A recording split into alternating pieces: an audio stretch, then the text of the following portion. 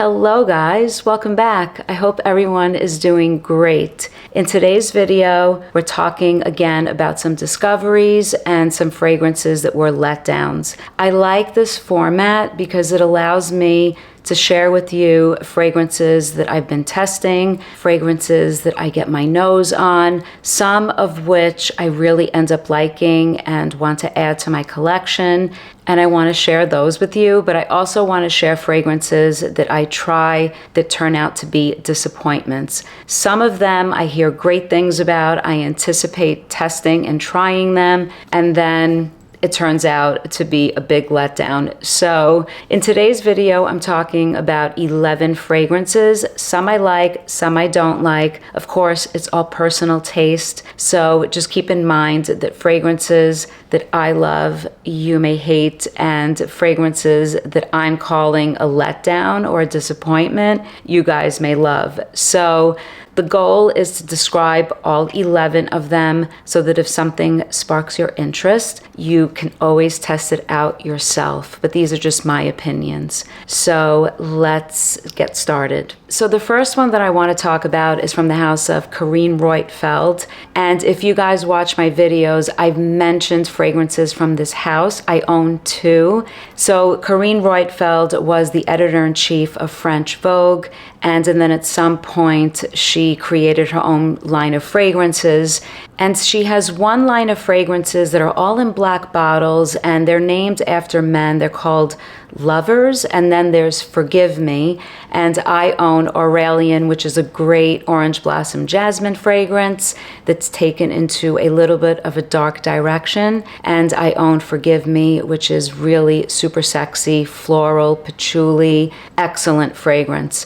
And I've been wanting to get my nose on this one, Carine. This one comes in a clear bottle, and I finally got myself a decant. And this is a Dominique Ropion creation, and what a beautiful, beautiful fragrance. He did this to perfection. So this is a floral fragrance with tons of spices. There's pepper, there are other spices in here, and the florals are, I think, gardenia, jasmine, and rose, but it's not a dainty, delicate floral. It's a floral that I would say is unisex. It's musky. There is tons of patchouli that sort of darkens this floral composition and tons of spices. So the fragrance opens up definitely a little bit sharp and musky, and then it turns into this really great creamy floral with tons of patchouli, and there's vetiver in the base as well. So it's musky, it's floral, it's green, it's spicy, and it's a little bit dark. So the florals are like muddled, and the patchouli in here and the spices are a big part of the fragrance. So yes, it's floral, but the patchouli and the spices bring this into a completely different direction, a little bit of a dark direction, exotic, interesting, and I would even say unisex. And it dries down more powdery and not as musky as it is in the opening. I love this. I've worn this on skin a number of times. I think I have 2 more wears from the decant. So Carine, by the house of Carine Roitfeld, is on my to-buy list, on my wish list for sure. I would consider this a nice discovery. Dominique Ropion really, really knocked it out of the park with this one. If you like florals and you like patchouli and spiced florals, then you should get your nose on this one. So the next one is a little bit of a disappointment. I actually had high hopes for this one. I had this on my to try, to sniff list for a long time. This is Anima Dulcis by the house of Arquiste. I just spoke about Arquiste recently in a video. I featured 3 fragrances that I added to my collection. I'm really a big fan. I definitely want to continue to explore the house. I like the creativity. I like the concept behind a lot of the fragrances. And I was out and about sniffing fragrances last week, and I picked up a decant of this one. And I thought that I was going to get something much different. So this fragrance has cacao, it has vanilla, it has spices like cumin and clove, and there's chili as well, chili pepper. And so Based on what I read and what I thought it was going to smell like, I thought it was going to be something sort of gourmandish and cacao heavy and spiced, and I had something else in mind, and it sort of fell flat on my skin. There was no dimension. The chili was not really adding a spice. I felt like it was more vegetal, like I could sort of smell the skin of a chili pepper as opposed to the spice and the heat. And the cacao I thought was going to be like a chocolatey, gourmandish type of cacao. And I don't like gourmand fragrances. I don't like vanillic sugary, but I do enjoy chocolatey cacao in fragrance if it's done right. And I was curious about this one, but it did not work out. This is not something that I would want to wear as a fragrance, and it's just not exactly what I expected. So Anima Dulcis by Arquiste did not work out for me. So you could let me know in the comments if you guys have tried this and if it worked out maybe for someone else out there. But it did not work out for me, unfortunately. So the next one that I want to talk about is a love. Not only is it a discovery, this is just a love. This one is by the house of Frederic Malle, and this is Dante Bra. I have the official sample here, and I tried this a few times before deciding, wow, I really, really like this. So this fragrance, and I can smell it from here off the blotter, by the way. It is gorgeous. It's beautiful. I immediately got a blast of almost a candied violet, and it brought me right to insolence. And what's really interesting is, just by total coincidence, I added a bottle of insolence to my collection right about the time, right before I was spraying this and testing this fragrance. And I had no idea that the perfumer was also Maurice Roussel. And this one, Dante Bra, was released in 2008, which is the same year that Insolence, the Eau de Parfum, was released. The Eau de Toilette was released in 2006. So Dante Bra was released the same year that the Eau de Parfum of Insolence was released. And when I sprayed this and got my nose on it, I immediately thought of Insolence, which is a candied violet fragrance. Beautiful. But this one here is a beautiful violet fragrance with heliotrope and sandalwood, and it is a beautiful composition. It's a little bit abstract. It's really cozy. I think that this is 100% unisex. I think a lot of men like this as well. If you like violet in fragrance, you have to get your nose on this. The violet in here stays with the fragrance from the opening all the way to the dry down, and it's definitely a musky fragrance. There's cashmerian in here, so it's musky, and there are hints of spices. I think there's cardamom, so there's a hint of cardamom, but the fragrance goes from being almost like a candied violet in the opening to this creamy, beautiful sandalwood that's still a little bit musky, and you get that heliotrope, so it goes a little bit powdery. I don't get the almondy aspect of heliotrope, but it's definitely powdery and it's definitely creamy from the sandalwood, and the violet sort of goes away from being that candied violet that I get in the opening. It's a little more subdued, but the violet is nonetheless with the fragrance all the way to the dry down, and the dry down is a creamy sandalwood. It's an absolutely stunning fragrance. And of course I want a full bottle of this one as well. This one is compared to some other fragrances. Insolence is not something that I heard people talk about, but I think this is compared to a vintage Helmut Lang fragrance, the Eau de Cologne. So I wouldn't mind getting my nose on that vintage fragrance, which is a discontinued one. I'm all into exploring vintage fragrances that are discontinued. I think that's fun. If I can, when I can.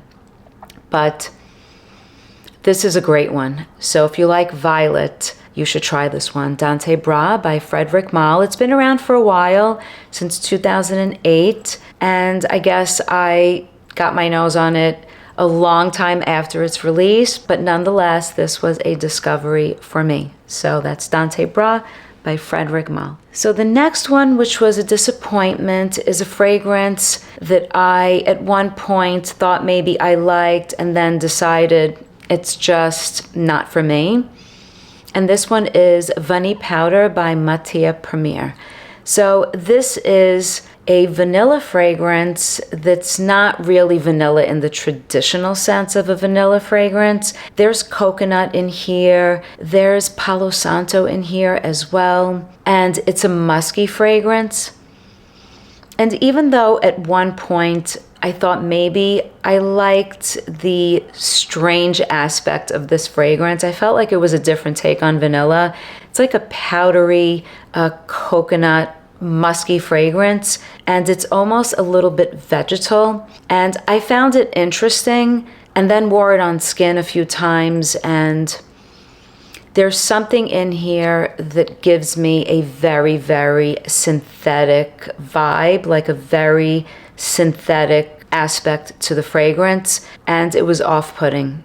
So this was a disappointment, not something that I would add to my collection. So that's Vanille Powder by Matiere. So the next fragrance I really fell in love with. I actually have it on skin today. I have a decant of it, and I ordered a full bottle, which is on the way. This is Nightflower by Eris Parfums.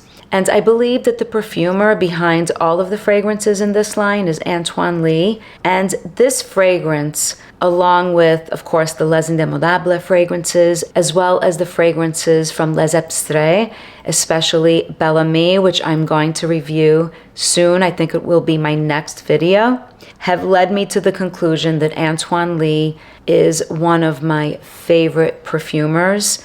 Outstanding fragrances, my style fragrances, really, really nice, and this one is no exception. So Nightflower, which if you look on either Profumo or Fragrantica, is often compared to Frederic Malle's Musc Ravageur, is similar to Musc Ravageur, but in my opinion, better. It is a fragrance with texture. It's a fragrance that has a lot of dimension. It's simple, but at the same time, it isn't as simple as it appears to be. It opens with this sort of fresh, sweet, ambery opening, and straight away, Nightflower to me is textured with this suede, smooth texture to the fragrance. And the reason that I even got my nose on this fragrance is because it was talked about in the realm of tuberose. I like tuberose fragrances. I like tuberose in fragrances, and I really love when fragrances have sort of a darkened take on tuberose. So I thought that Nightflower, which has tuberose, was going to give me a tuberose fragrance in sort of a dark setting and take tuberose into something interesting. But when I got my nose on it, despite the fact that I fell in love with it, it took about 4 wears to detect a little bit of the tuberose.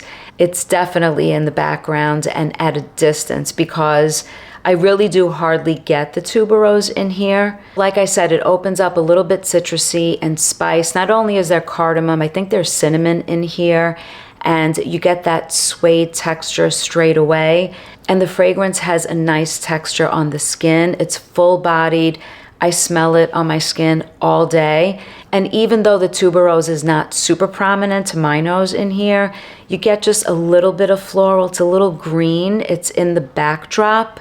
There's patchouli in here as well. And there's tonka. So the sweetness is the sweetness that comes along with tonka bean, which is much more warm and a little bit nutty. And the fragrance is on my skin all day. In fact, it's still here detectable on my arm. And I just love it. I really like the way it wears on my skin. So Nightflower is a discovery, and I have a bottle on the way. So the next one that's a little bit of a disappointment is from one of my favorite houses, the House of Chanel, and this one is Jersey. Now this one is the 2016, the Eau de Parfum concentration, because this was an EDT before they all turned into EDPs. And Even though I was really interested in getting my nose on this, it's a lavender fragrance. And I was really interested in getting my nose on this lavender fragrance. It turned out to be a disappointment because it's too sweet. It takes lavender into a sweet direction.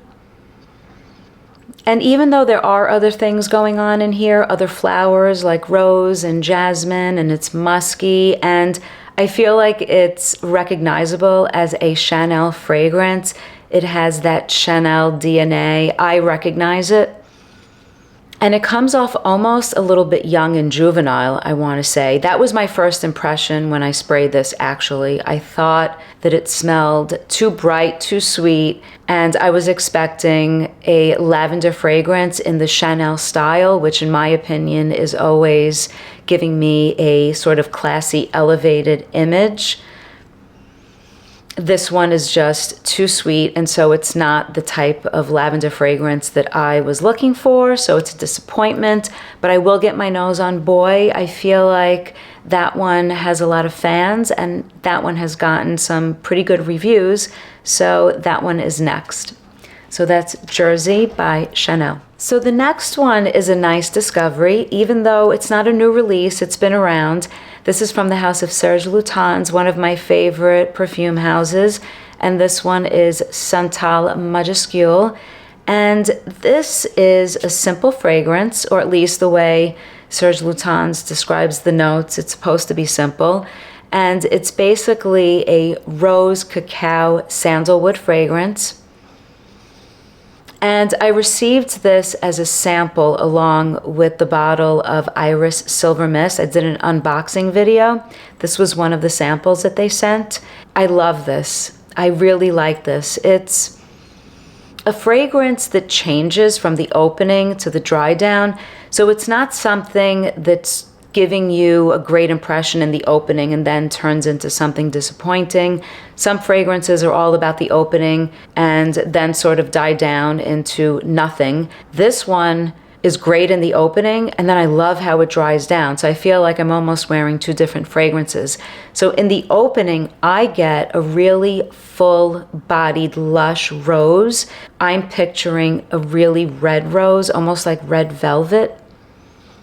And the sandalwood is not as prominent, and the cacao maybe is a hint in the fragrance, but it's as it dries down where the magic happens. And I wore this on skin twice, and it's as it's drying down where I start to get the cacao, and the rose becomes powdery and subdued, and then you get this really great creamy sandalwood with this beautiful powdery rose, and I do get the hints of cacao that contrast.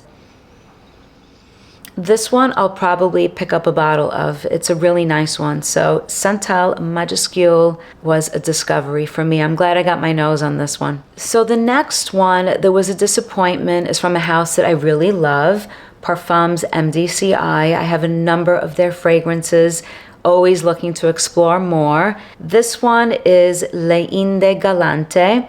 And this is, I believe, a Cécile Zarokian fragrance. She's the nose behind this fragrance.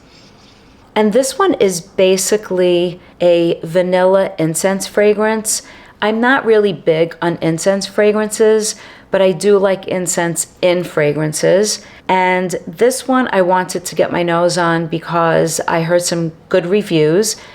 And it is definitely an attractive fragrance. I can't say that this fragrance doesn't smell yummy and doesn't smell good. It's a full-bodied, almost syrupy fragrance. I like the consistency, and I feel like Cécile Zarokian, her style, her creations, maybe not all of them, but a lot of them have sweetness to them and a syrupy, full-bodied consistency, which I can appreciate. Some of them, or a lot of them, I feel go into too much of a sweet direction for my taste, where I once liked those fragrances and a lot of her creations. I now feel like I'm really not so much a fan of these sweet, syrupy, full-bodied, dense fragrances that she creates. This one is nice. It's a nice sweet incense with just a hint of smokiness, never taking it to a dark direction, but just a hint. And I think there's cinnamon in here that gives a little bit of spice. So it's a nice fragrance. And I love the house of MDCI. And I really did consider adding this to my collection, but in the end, it turned out to be a disappointment because it's too sweet for my taste. But if you like what this sounds like, you might want to get your nose on it. The performance is pretty good with this fragrance. So that's L'Inde Galante by the house of MDCI. So the next fragrance that's a discovery that I really like and want to talk about is Moon Bloom by the house of Hiram Green. This is a fantastic tuberose fragrance. So Hiram Green is a Canadian perfumer, and all of the perfumes in his collection are all natural, and the perfumes also contain very high quality ingredients. And I got my nose on this one and another one called Slow Dive or Slow Drive, which is a honey fragrance, and it's clear that the fragrances are high quality. This is stunning. If you love tuberose fragrances, you have to get your nose on this one. So you have coconut, you have a creamy ylang ylang, and you have this green, creamy tuberose, lush, and it mixes this lush tuberose with jasmine that's just slightly indolic. It makes for such a beautiful fragrance. I want to say it's like a narcotic fragrance. It's a little bit tropical from that coconut and the ylang ylang, and it's just a beautiful tuberose. I want a full bottle of this. It's hard to add all of these fragrances to a large collection. I can't purchase every fragrance that I like. I do have Carnal Flower, I do have other tuberose fragrances, but this one is absolutely stunning. So if you like tuberose, Moon Bloom is definitely one that you should get your nose on. It's beautiful. So the next one that was a little bit of a disappointment is also from a house that I really like, the house of ELDO. I enjoy their fragrances. I have a few of them in my collection. I'm always interested in getting my nose on fragrances from ELDO. I actually have a large sample set, and this one is Clean Suede. I heard great reviews and great things about this fragrance. So I was excited to smell it. I was excited to get my nose on it, and it turned out to be a disappointment, not because I don't think that it smells good. It opens up really great, actually, and it's exactly what the name is telling you that this is. It's this suedey, leathery fragrance. It's so obvious that there's leather in here, but it's a suedey leather, so it's not smoky, it's not dark, it's not animalic, and then there's a clean component to it. It's almost like a citrusy, soapy aspect that contrasts this suedey leather. And I feel like, I don't know what the notes are in here, but I have the impression, in my opinion, that the suede leather is created with saffron in here. I feel like I'm detecting saffron. So I think the fragrance opens like a nice leather fragrance. It's nothing super unique. It's nothing that I'm gonna go run and purchase a bottle of, but I do like it. The reason that I found it to be a disappointment is because after about an hour, I feel like the fragrance lost all of the aspects that I thought were nice in the opening.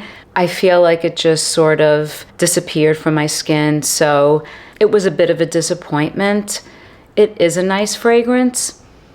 I don't have a leather fragrance that has a clean scent profile. That combination is just not something that I have in my collection. It's an interesting combination. Leather is usually, when we think of leather, we think of something darker and either rugged, or maybe for a soft leather, it could be something smooth and delicate. But this one has a brightness and this like soapy, almost citrusy, clean aspect to it that is contrasting with the leather. So it's interesting, but On my skin, it sort of disappeared after an hour. It just dried down to something very nondescript, very flat. So it was a bit of a disappointment. So that's Clean Suede by ELDO. And the last one is an absolutely stunning fragrance.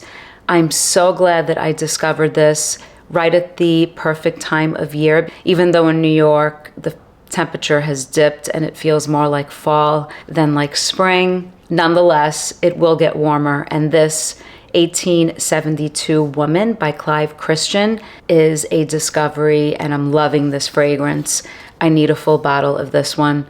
I mentioned in one of my recent videos that I like the 1872 men's version as well as the #1. I have a small travel size of #1 for women, but from the tester, from the decant that I have of #1 for men, I know that I want a bottle of that. It's really, really nice.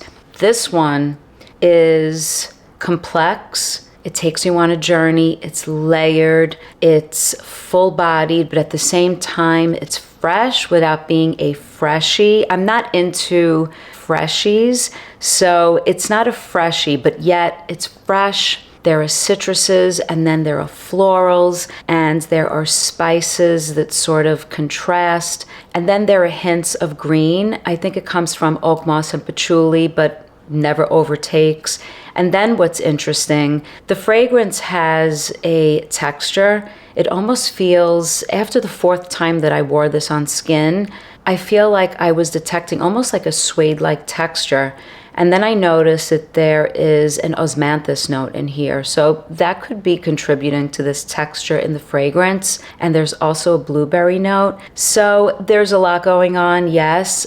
A lot of the notes are sort of giving the fragrance the complexity and the layers that it has without necessarily being prominent. So it's not a fruity fragrance. And the sandalwood and the guaiac wood play a role in the dry down, when the fragrance is still sort of a nice, clean scent profile, but maybe not as bright as it is in the opening.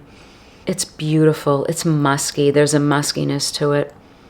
Beautiful fragrance. So 1872 Women from Clive Christian is definitely a discovery. And even though this has been around for a long time, for me, it's a discovery. If you've never tried it, you should get your nose on this one. It's fantastic. So those are 11 fragrances, some of them which I consider discoveries that I really like, that are either on my wish list or on the way into my collection or to buy list. And some of them were disappointments, but it's all very personal. So what I like, you guys may not like. You should always test. And what I consider a disappointment, you guys may love. So let me know in the comments what you guys think, if you agree or disagree, and whether you're familiar with any of these fragrances, any of the 11 that I spoke about today. As usual, thank you so much for watching, for your support and your comments. Until next time, bye guys.